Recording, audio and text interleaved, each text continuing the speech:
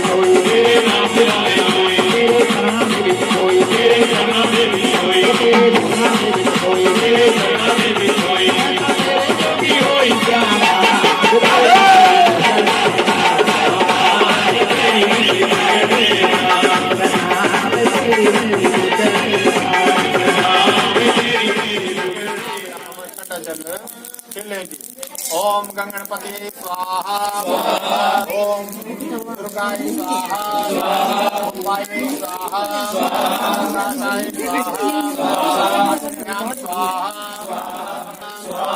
शांतिदेवे स्वाहा गोवर्धनाय स्वाहा पृथ्वी स्वाहा ओम स्वाहा ओम स्वाहा ओम स्वाहा ओम स्वाहा ओम स्वाहा ओम स्वाहा ओम स्वाहा ओम स्वाहा ओम स्वाहा ओम स्वाहा ओम स्वाहा धर्म निभाने जा रहा हूँ। भगवान की आंखों में आंसू आ गए। राधा माता से कहने लगे, माता पिता मेरे माता पिता मेरे जेल पड़े माता पिता मेरे माता पिता मेरे जेल पड़े माता पिता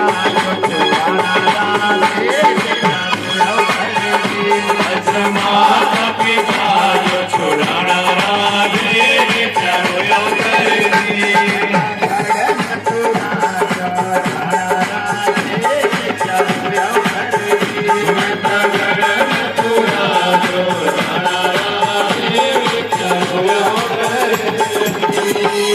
राधे 20 वर्ष से इस पापी कंस ने मेरे माता पिता को काल कोठरी के अंदर बंद करके रखा है। 20 वर्ष से मेरे माता पिता ने उजाला नहीं देखा है। अगर पुत्र के होते हुए माता पिता कष्ट में रहे तो ऐसे पुत्र का होना धिक्कार है।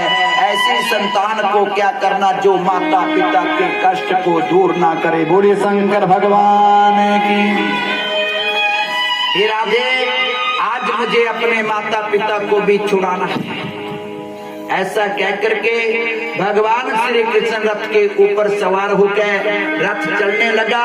माता यशोदा रथ के पीछे भागने लगी। कहां तक भागती रही? जहां तक रथ का झंडा दिखाई दिया। जब रथ का झंडा दिखाई देना बंद हुआ, माता यशोदा धड़ाम से पृथ्वी के ऊपर गिर गई, मूर्छित अवस्था में पड़ गई। नंद बाबा, भगवान श्री कृष्ण, बलराम और सब ग्वालों के साथ जब यमुना के किनारे पहुंचे, अंधेरा हो गया। नंद बाबा कहने लगे, आज यमुना के किनारे डेरा सबने लगा लिया।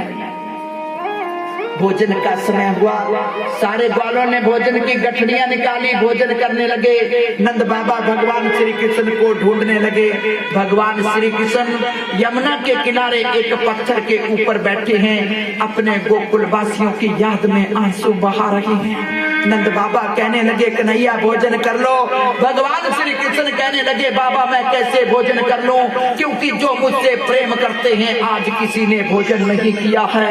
बाबा, मेरी गंगी गाय, मेरी माता जो मुझे अपना पुत्र मानती है, आज सारे वृंदावन में कन्हैया को पागलों की तरह ढूंढ रही है। बाबा, जिस बछड़ी की पूंछ पकड़ के मैंने चलना सीखा है, आज ना तो उसने यमुना का जल पिया है, ना घास का तिनका खाया है।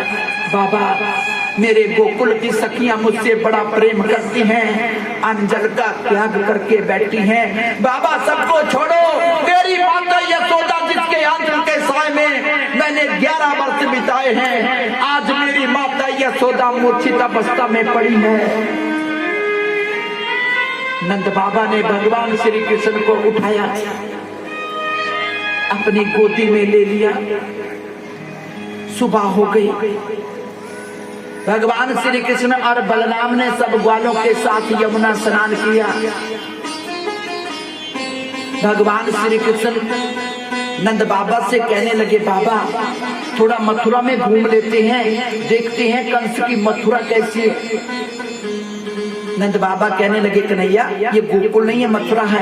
यहाँ की सखियां पढ़ी लिखी हैं, गोकुल की सखियों की तरह अनपढ़ गवार नहीं है। जब बाबा ने सखियों को अनपढ़ गवार कहा, भगवान श्री कृष्ण की आंखों में आंसू आ गए। बाबा, मेरी गोकुल की सखियां अनपढ़ गवार ठीक हैं, क्योंकि वो मुझसे बड़ा भारी प्रेम करती हैं, लेकिन ये पढ़े लिखे मुझसे नहीं, लक्ष्मी से प्रेम करते हैं। बोले शंकर भगवान की।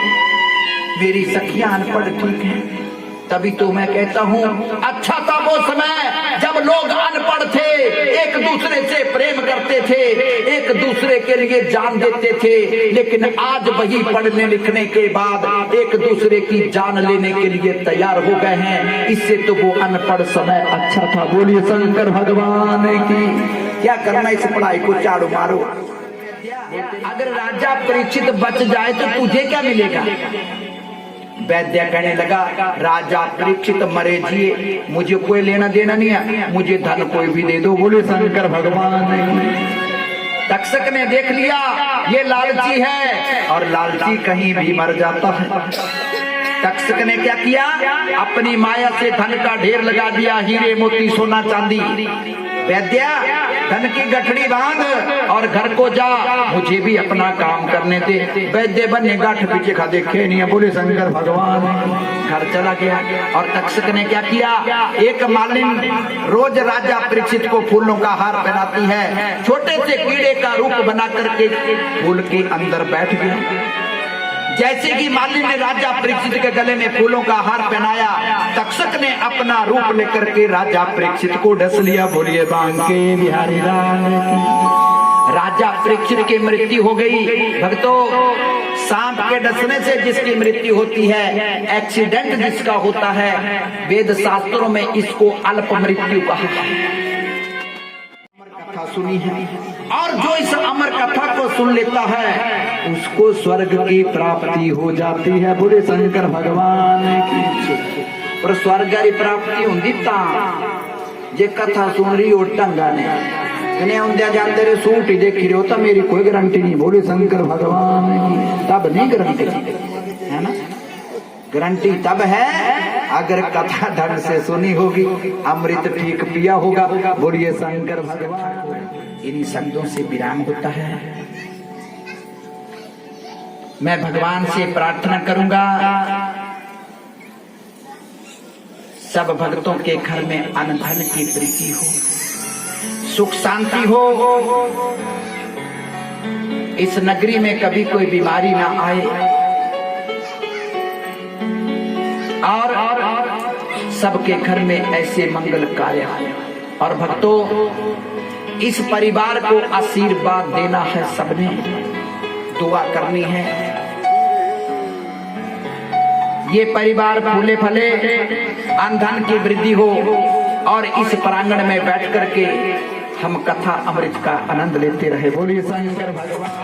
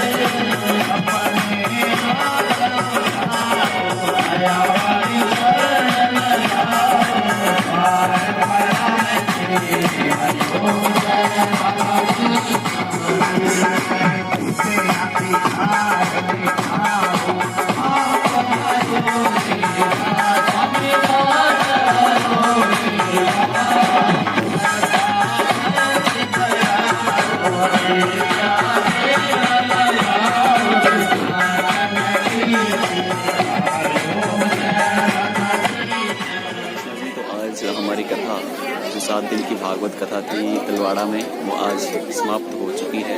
इसको विराम हो गया है, अभी आरती करके हम फ्री हुए हैं। तो बहुत ज़्यादा आनंद आया हमें इस कथा में।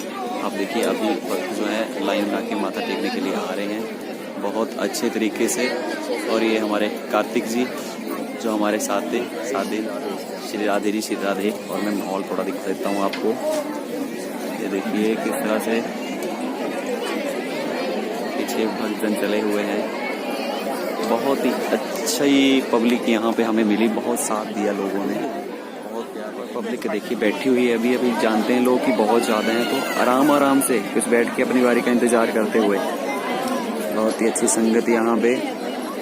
तो इन्हीं शब्दों के साथ बाय बाय, जय श्री राधे। मिलते हैं अगली कथा में मसौर पठेड़ा में कुमार भी कृष्णा। हमारे चैनल को सब्सक्राइब जरूर करें और लाइक, शेयर और कमेंट में अपनी राय देते रहें, ताकि आपकी परेशानियों को हम अगली वीडियो में सुलझा सकें। जय श्री राधे, जय श्री कृष्ण। तो अभी विदाई समारोह चलता हुआ किस तरह से लोग माथा टेक रहे हैं, हमें भेज रहे हैं, भेजने की तैयारी। नाउ टाइम इज अप बच्चों।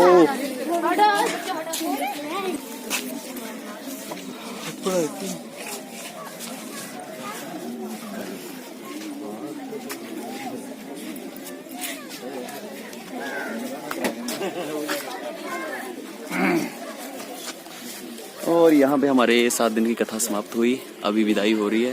तो अभी हम निकल रहे हैं घर के लिए। हमारे यजमान जी, जय हो जी, जय हो। आप देख सकते हैं किस तरह से सभी संगत हमारे साथ।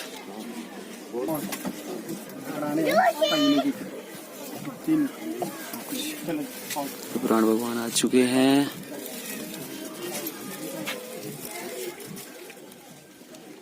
विदाई के वो पल जहाँ सभी भावुक हुए हैं।